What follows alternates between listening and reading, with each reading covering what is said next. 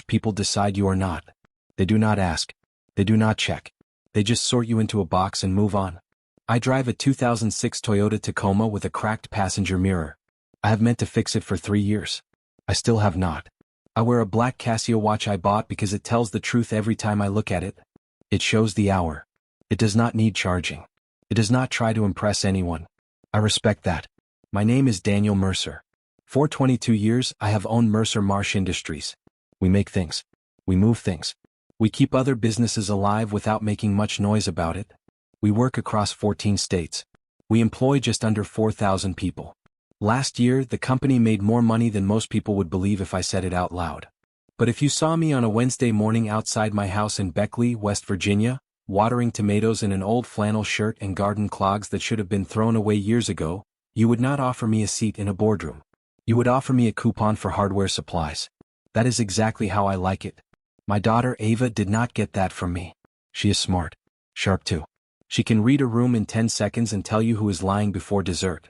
She has her mother's laugh, which always sounded like she trusted life more than I ever did. And sadly, she also got her mother's taste in dramatic men. The first time she brought Ethan Hale home, it was Thanksgiving. 3 years ago. He stepped through my front door with perfect hair, polished shoes, and the kind of confidence that enters a house before the man does. I shook his hand, looked him in the eye, and had one clear thought. This man has never been told no in his life. You can always spot people like that. They shine in a way that has nothing to do with kindness. It is the shine of a person the world has been polishing for years. Doors open for them. People laugh at their weak jokes. They mistake that for strength. Now, I want to be fair. Ethan was not a bad man. At least not then. That matters. Because if I am going to tell this story right, I need to tell it clean. He was smart. Very smart. He dressed well, spoke well, and knew how to make people feel seen. He was quick on his feet. He knew numbers. He understood pressure. And after Ava told me she was serious about him, I did what any loving father with trust issues and resources would do. I checked him out. You can judge me if you want. I do not care. I had people look into his background. Quietly. School, work history, debt, old legal trouble, private habits, everything I could get without crossing a line I was not willing to cross. His file came back clean. Strong resume. Good instincts. No ugly surprises. A little polished for my taste, yes, but solid. Then Ava sat at my kitchen counter one night with a mug of chamomile tea and told me, "Dad, I love him. I think this is real." I leaned against the sink and looked at her for a long time. "Real?" I said. "Yes," she said. "Real." And right there, for the first time in 22 years, I made a business decision with my heart. A CEO search had been running inside my company. The board needed someone young enough to push, smart enough to scale, and hungry enough to take the hits. I had candidates. Good ones. But after reading Ethan's file, watching him around Ava, and hearing the way he talked about leadership, I made a choice I had never made before. I arranged for Ethan Hale to become CEO of Mercer Marsh Industries. He never knew it was me. As far as Ethan understood, he had been found by an elite search firm, interviewed by senior executives, and chosen because he earned it. To be fair, he mostly had. I just made sure the right door opened at the right time. Ava knew, of course. The night I told her, she stared at me over the rim of her tea mug. "You understand," she said slowly, "that this sounds like a soap opera written by a man with control issues. I prefer to think of it as strategic family planning." She gave me a look only daughters can give. Part love. Part concern. Part, my father is impossible and somehow still alive. "For the record," she said, "this is sweet and insane. Those are not opposites." She laughed. I felt better. For 14 months, everything went well. Better than well, actually.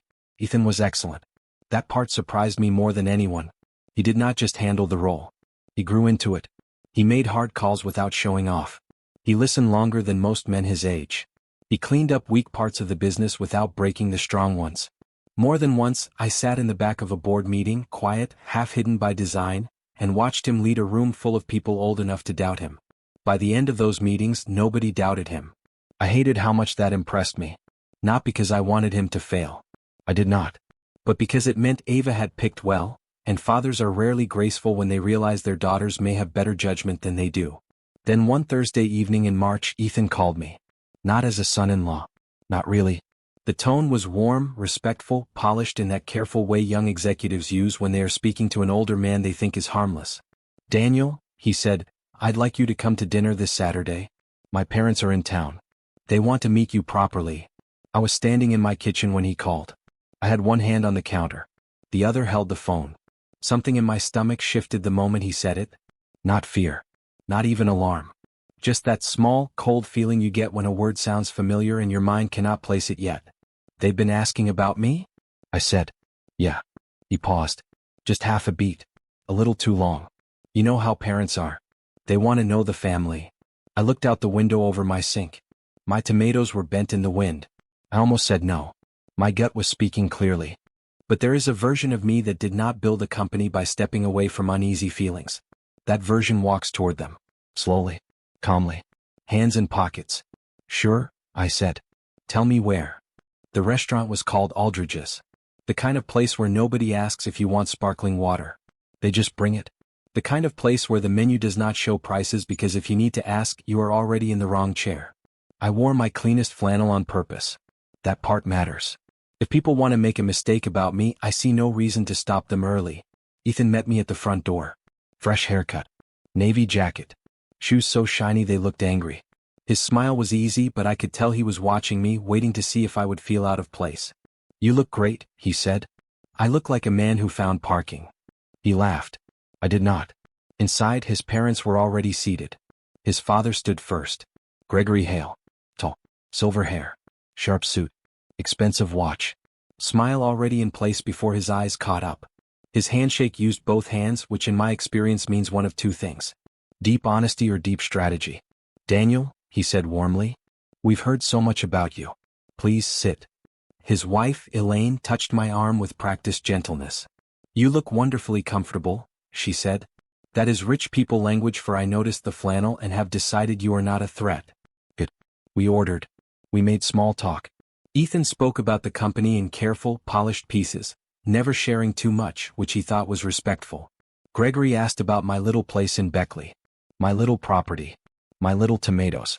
The word little kept showing up in his voice even when he did not say it. I told him I liked gardening. He nodded the way people nod when they are no longer listening. Elaine talked about travel. Old Charleston money. Charity boards. Friends with impossible names. Ethan smiled when he needed to. Ava was not there. That had been explained as a last-minute dinner with a friend. At the time I thought little of it. Later that detail became much louder in my head.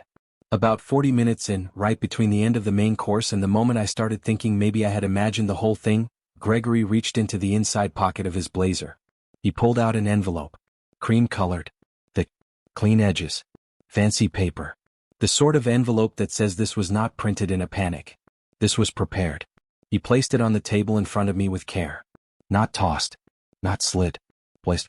Like a priest setting down something sacred. Then he folded his hands. Elaine lifted her wine glass and took a tiny sip. Ethan looked down at his plate. That is the part one still remember most clearly. Not the envelope. Not Gregory's face.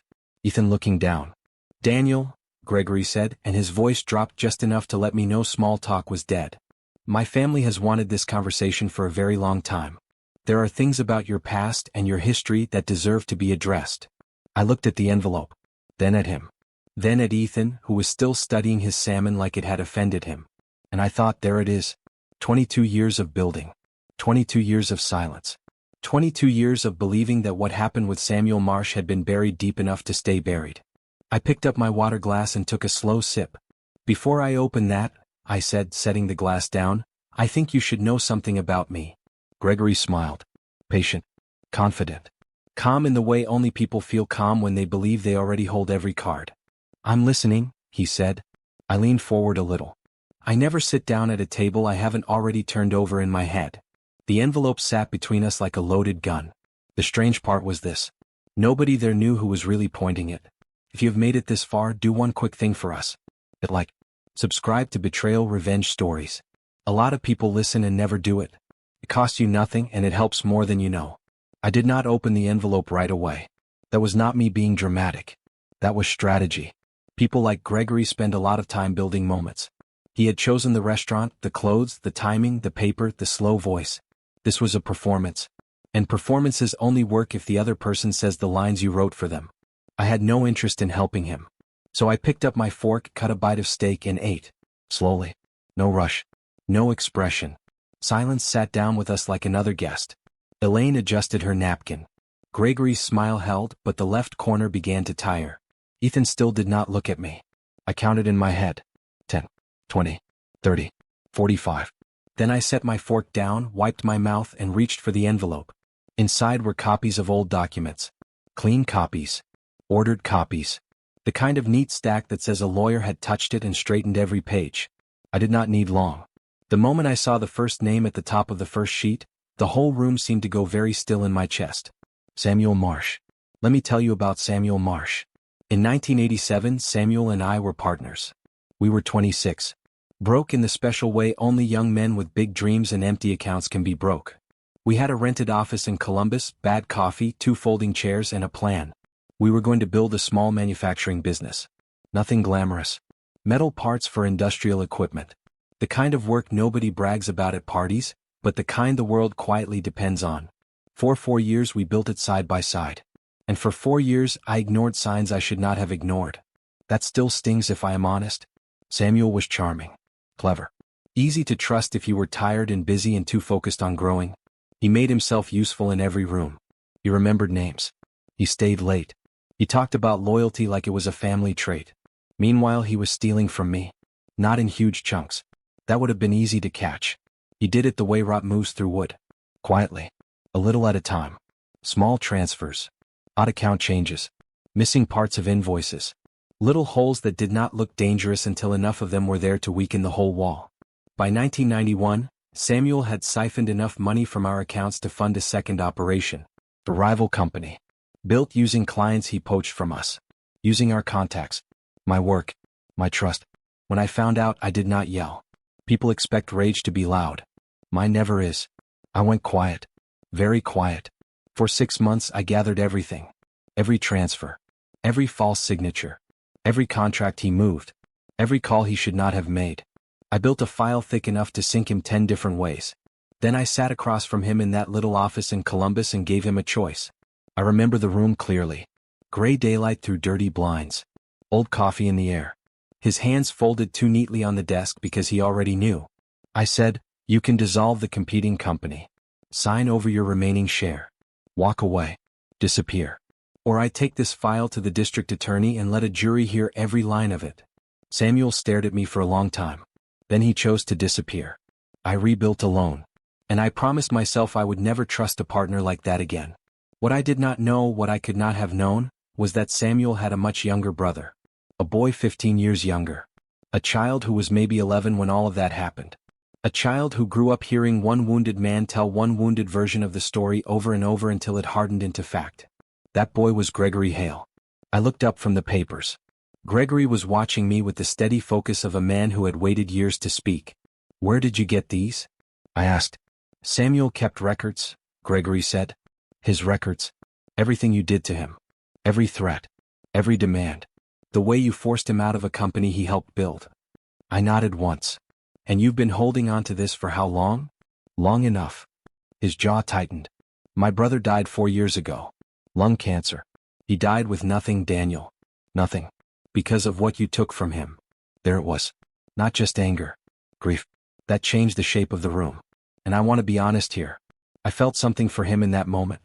Not agreement. Not guilt. But pity for the version of the world he had been fed. Because he believed it. He really did. "Gregory," I said, "I'm sorry your brother died.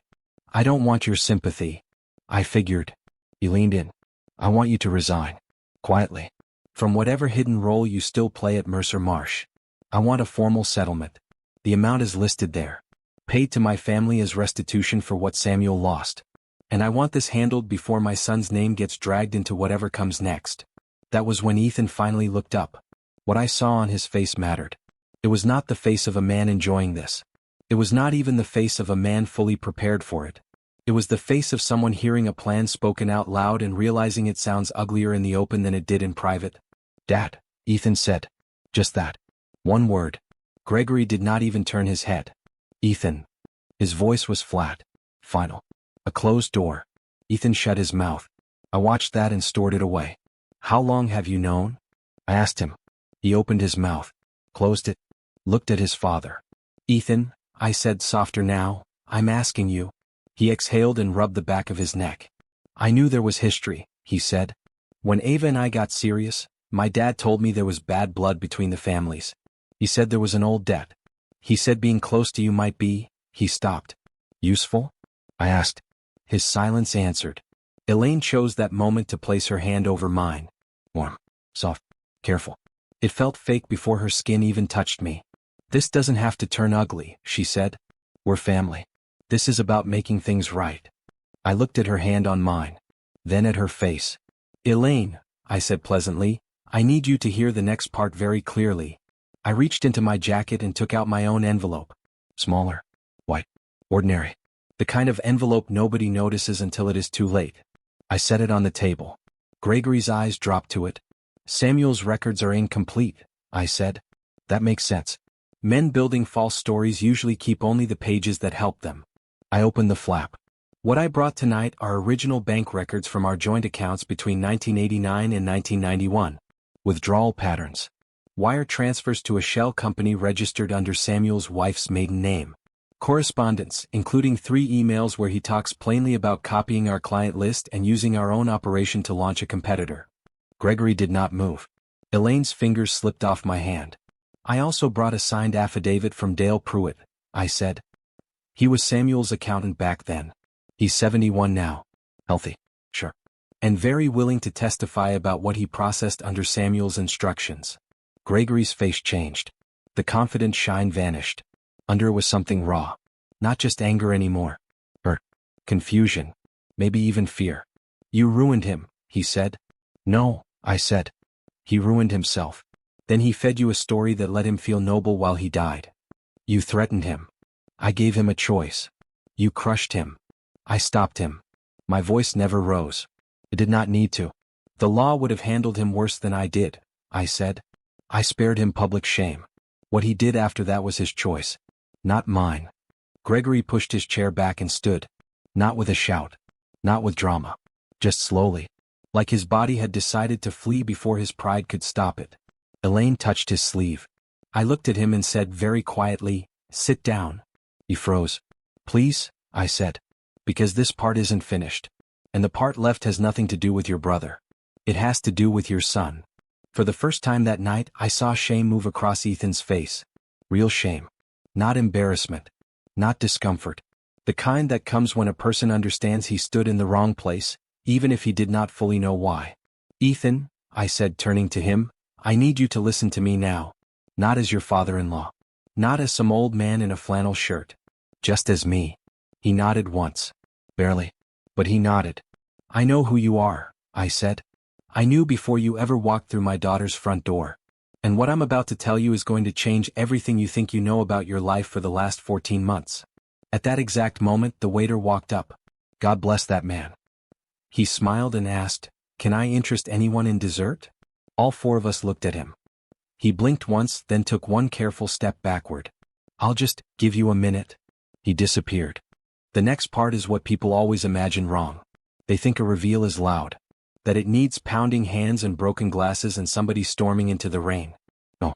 The cruelest truths are usually spoken softly. They land harder that way. I poured myself a little water. Took a sip. Set the glass down. Then I looked at Ethan. What do you know about how you got your job? He straightened by reflex. His CO mask reached for his face before the rest of him could stop it. I was recruited, he said. Executive search. Several interviews. The board chose me. All true, I said. Your numbers were strong. Your instincts were right. I want you to hold on to that. His brow tightened. Hold on to what? The part where you deserved the shot. He stared at me. I went on. The search firm that recruited you was hired by me. The board you interviewed with reports to me. The salary package you accepted was approved by me. The office you work in sits inside a company I own completely. No one moved. No one even breathed the same way. Ethan blinked. What? Then again. You, he started. My name is Daniel Mercer, I said.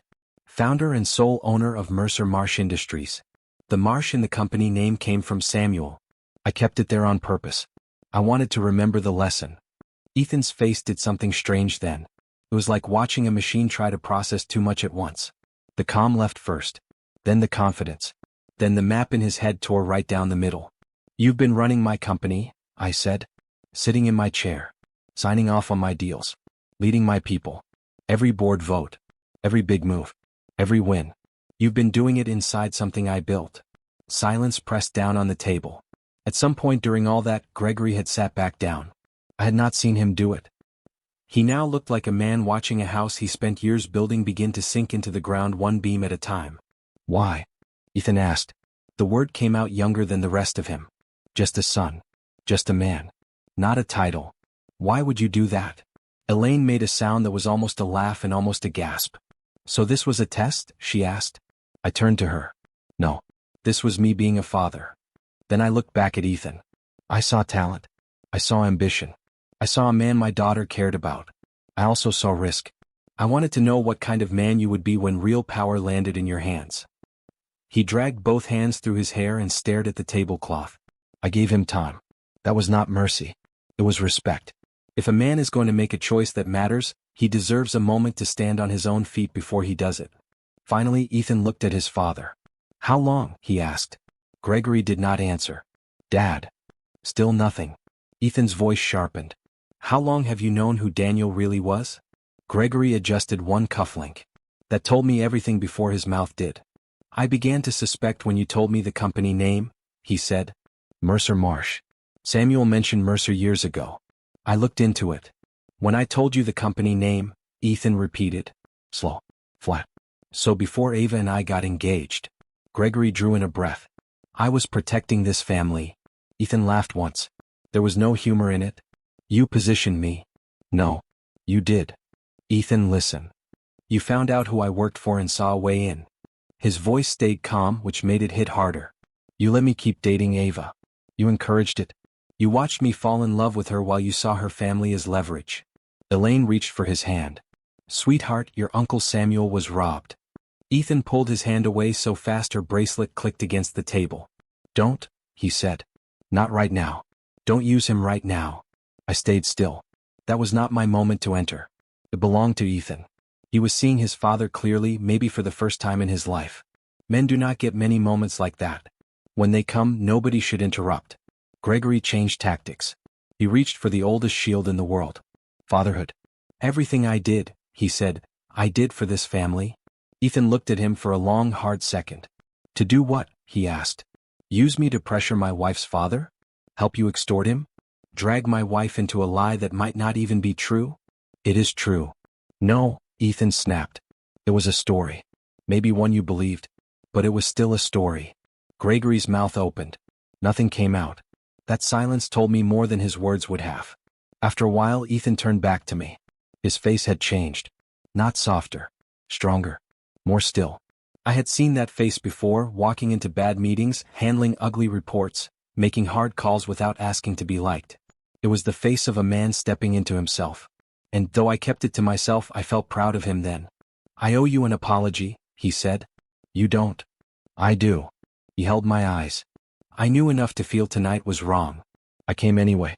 I sat here while my father tried to do this, and I looked down at my plate because I didn't want to face it. His throat worked once. That's not who I want to be. I studied him. No, I said quietly. It isn't. He swallowed. And the fact that you know that, I said, is exactly why you still have a job on Monday. For the first time all night, real relief showed on his face before he could hide it. It passed quickly, but I saw it. Then I turned to Gregory. He lifted his chin. Last scraps of pride. Last little fortress. The documents you brought, I said, nodding toward the cream envelope, are incomplete, misleading, and useless in light of what I have. I want you to understand that. Gregory stared at me. You came here tonight with what you thought was a weapon. It turns out you brought a picture of a weapon. That's not the same thing. Elaine's eyes had gone wet. She kept looking down at the white tablecloth as if it might open and swallow the night for her. I am not going to sue you, I said. That got Gregory's attention. He looked up fast. Not because I can't, I said. Because grief twists people. It makes them carry stories that should have been examined years earlier. Samuel was your brother. You loved him. I understand that. Gregory's mouth tightened. I am sorry for the story he left you with, I said. I am sorry you carried it. But you do not get to bring it to my table and point it at my family. Then I leaned forward. And hear me now because I will only say this once. Nobody moved. Ethan is the CEO of my company. Ava is my daughter. And as of her 25th birthday 3 months ago, she became majority shareholder in that same company. Your son married into something you spent years trying to claw your way into. Gregory's face lost what little color it still had. And the only reason any part of that future still remains open to him, I said, is because in the last 10 minutes he proved he is not you.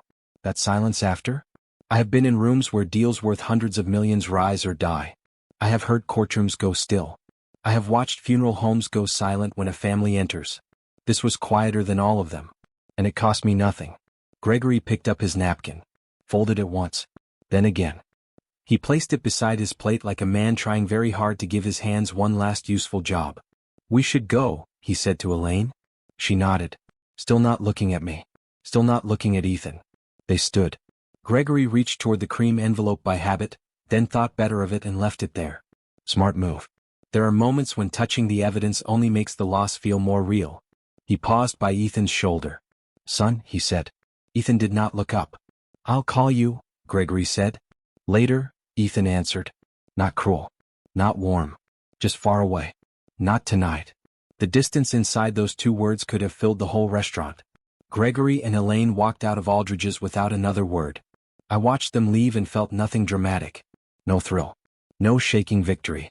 Just the quiet, settled feeling of an old thing finally being placed where it belonged. For almost 30 years, Samuel Marsh had existed in the back of my mind like a locked drawer in a house I still lived in. Gregory had walked in thinking he was opening it for me. He had no idea I had emptied it years ago. Ethan and I sat there in silence for a bit. He stared at the cream envelope, then at my white one, then at his hands. He looked like a man trying to understand the shape of his own life after someone had moved the walls.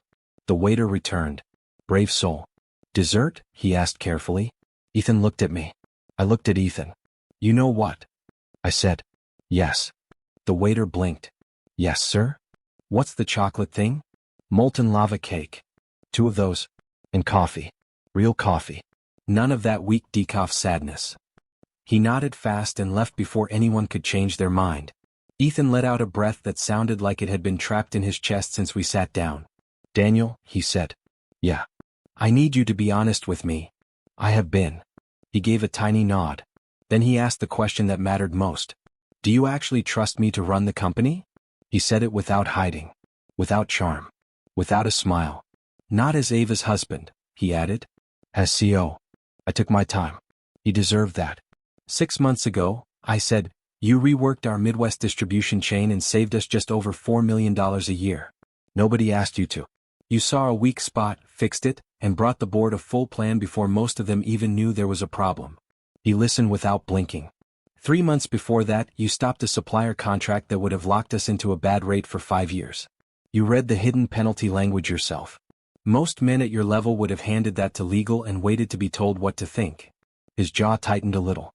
I kept going. And when a plant manager in Kentucky lied about safety repairs, you flew there the next morning, walked the floor, and shut the place down until it was fixed. You took heat for that. A lot of it. But you did it anyway. He said nothing. So yes, I said. I trust you. He looked down. That answer hit him harder than the others had. But then I raised one finger. However, he looked up. Monday morning, you and I are having a real conversation. Not father-in-law and son-in-law. Not owner and CEO. 2 men. Everything open. No shadows. No more mystery. If we move forward, we do it with every card face up. He gave a slow nod. That's fair. It's necessary. He sat back a little. Then after a few seconds, the corner of his mouth twitched. You're really not going to stop wearing the flannel, are you? The flannel is non-negotiable. A small laugh escaped him. Real this time. Not for manners. Not for show. The first honest sound I had heard from him all night. The desserts arrived. The waiter placed them down with the care of a man handling explosives. They were excellent. Almost offensively good. For a few minutes, neither of us talked much. We ate.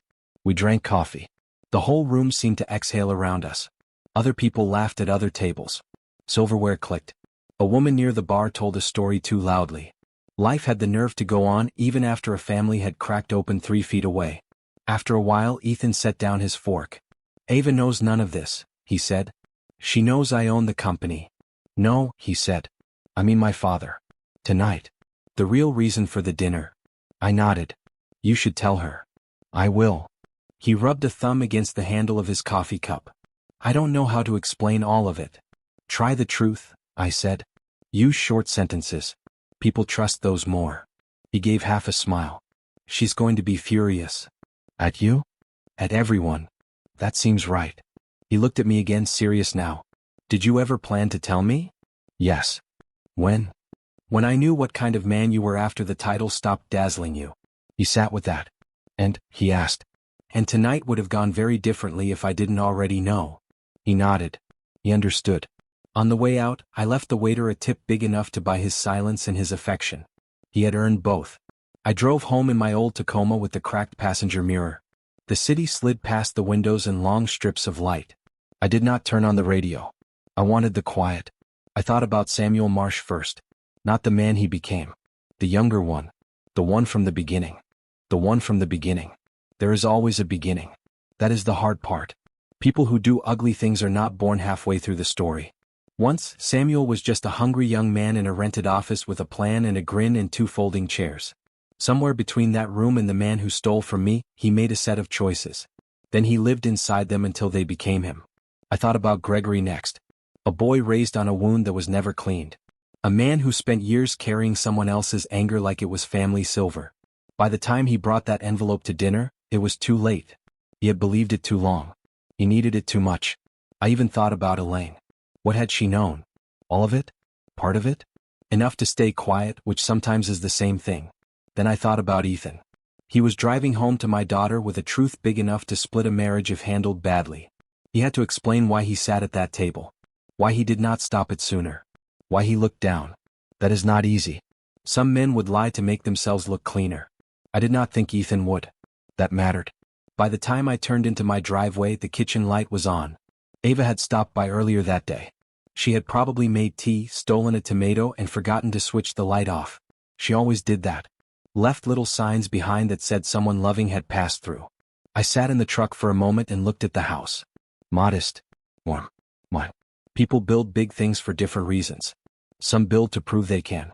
Some build to be seen. Some build because they are scared of being nothing. I built because I wanted something solid between the people I loved and the people who might one day come for them. Not a wall. A foundation. My phone buzzed. It was a text from Ethan. I told Ava everything. She says you're impossible and she loves you. She also says the flannel is embarrassing and I'm right about that. I smiled in the dark. Then I typed back. Tell her the flannel built her inheritance. 3 dots appeared. Then disappeared. Then appeared again.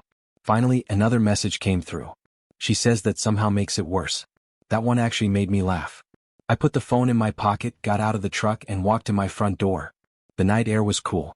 Somewhere in the distance, a dog barked. A porch light across the street clicked off. The world looked ordinary again.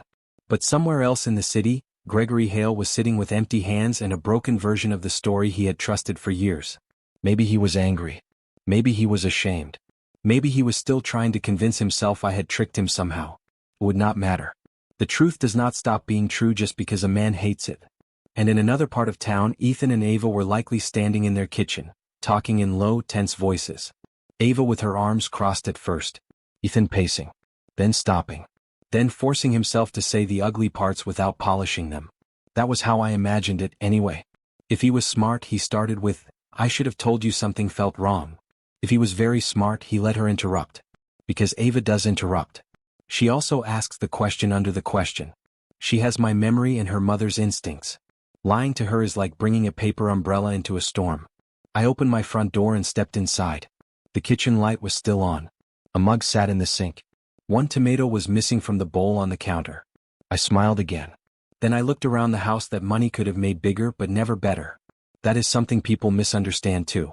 Wealth is useful. Very useful. But it is only a tool. If you do not know what you are trying to protect, it will turn you into a fool wearing expensive shoes. Samuel wanted more and lost everything. Gregory wanted revenge and almost lost his son. Ethan wanted to be worthy of the life he had stepped into, and for one shaky, ugly night, he got tested harder than he ever expected. And me? I wanted my daughter safe. I wanted the man beside her to be strong enough to deserve her. I wanted my life built in such a way that when the past came knocking, It found me ready. That was the whole thing. Not winning. Readiness.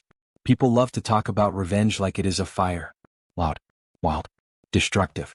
The best revenge is colder than that. It is patience. It is records kept in order.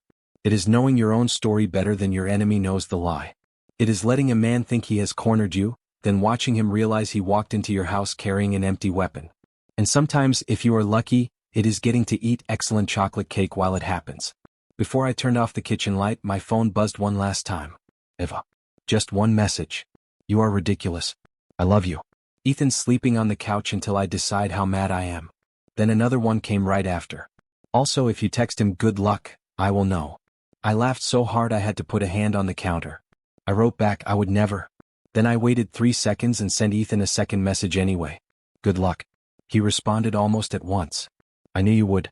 I slipped the phone back into my pocket and stood there in the quiet. Some men build empires because they want applause.